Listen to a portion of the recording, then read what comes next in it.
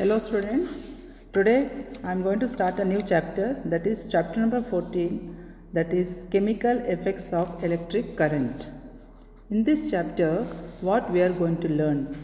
After the completion of this chapter, we will be able to learn about good conductors and poor conductors of electricity, understand the chemical effect of electric current, and we will understand the phenomena of electroplating and why are materials electroplated, and we will be able to define, understand the terms like electrolysis, electrodes, electrolyte, electroplating, etc.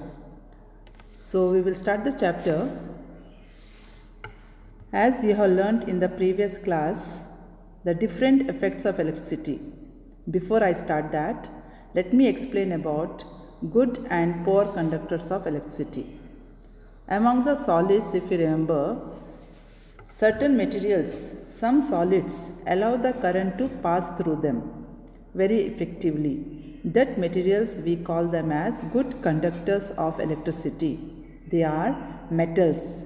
Among the metals, copper is the best conductor of electricity. Because of that, copper wires are used for making the current to flow in electric connections. What are poor conductors? Certain materials, they will not allow the current to pass through them effectively. That materials we call them as poor conductors of electricity, or we can call them as insulators. The examples for the poor conductor of electricity are wood, cotton, glass, rubber, plastic, etc. Now in this class, what we are going to learn? Whether liquids allow the current to flow through them? Yes, that we are going to learn in this class.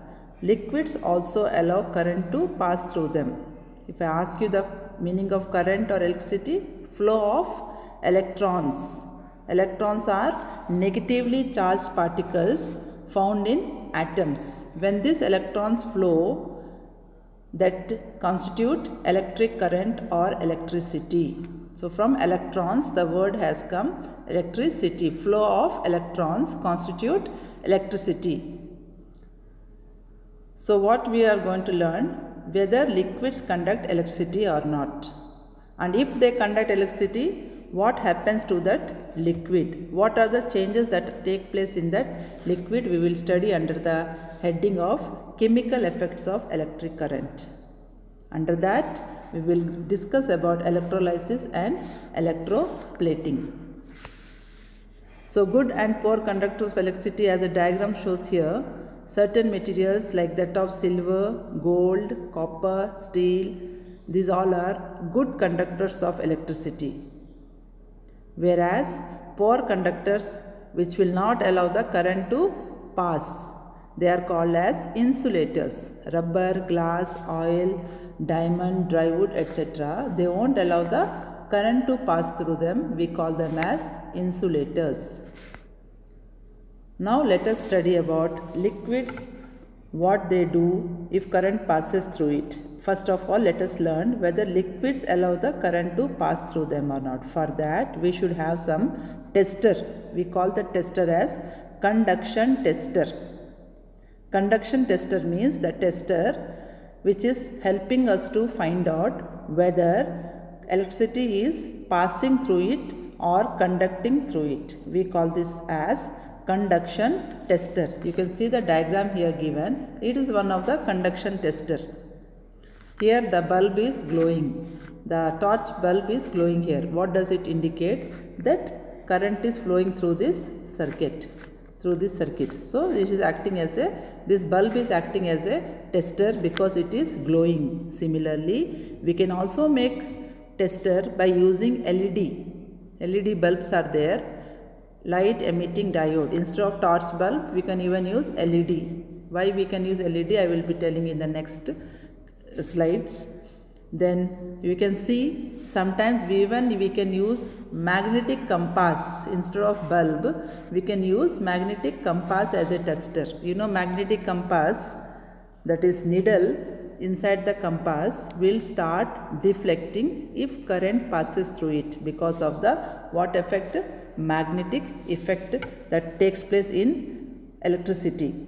Due to electric current, there is another effect we have learnt already, magnetic effect. Due to magnetic effect, the compass needle is placed instead of this bulb, that will deflect, that will start shaking. So we can use tester made up of cell and wire, the cell or battery we can say, wire and a torch bulb. If no torch bulb, you can use LED. Instead of LED, we can use even magnetic compass, but LED is the best. Why it is best? Because even less amount of current also flows through it, LED bulb will glow.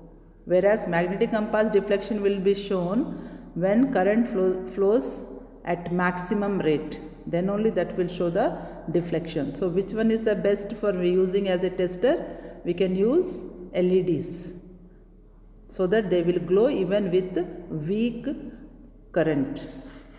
So here the second diagram shows liquids that conduct electricity are mostly solutions of acids, bases and salts in water.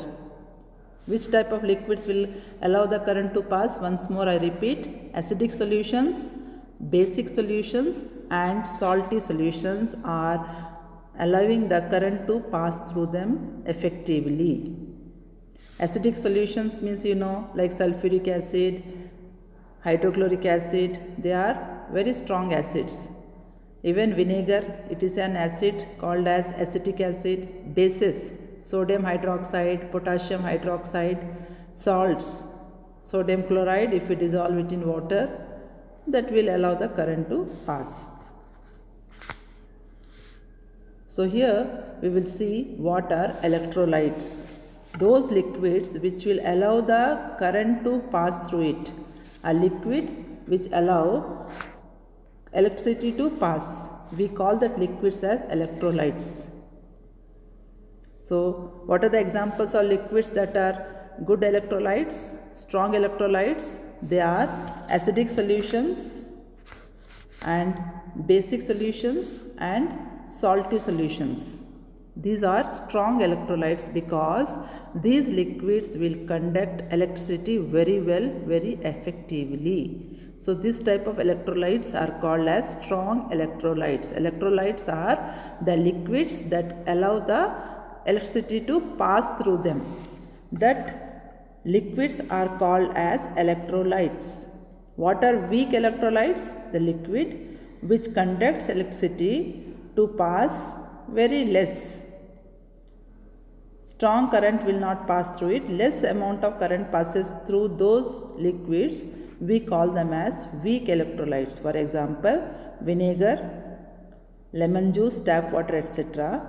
They are weak electrolytes because current passes through them but not very effectively. Lesser extent.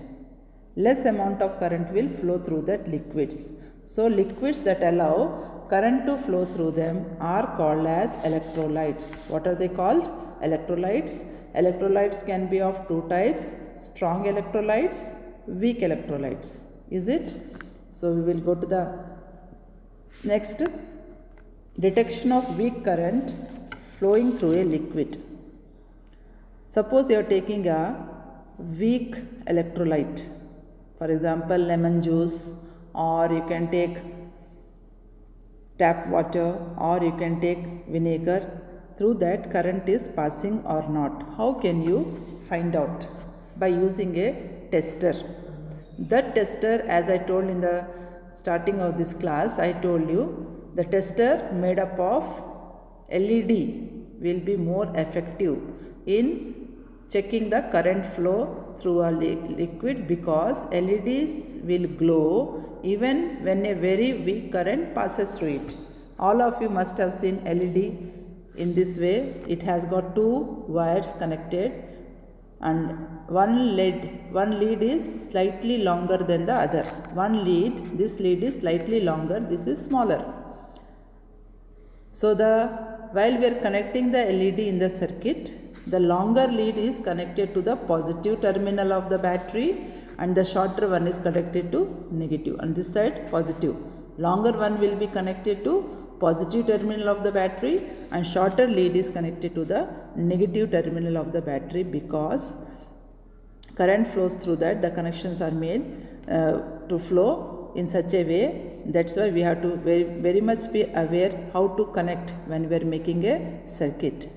So you can also do this activity by using a cell, a wire, LED, and you take different liquids in your house like salt solution, some vinegar, lemon juice, sugar solution, oil, and you can see whether LED bulb is glowing or not. So thereby you can understand which materials or which liquids are strong electrolytes, which are weak electrolytes. Okay, then next class we will be learning about the effects of electric current, what changes will take place when current flows through the liquids. Okay children, thank you. Have a nice day.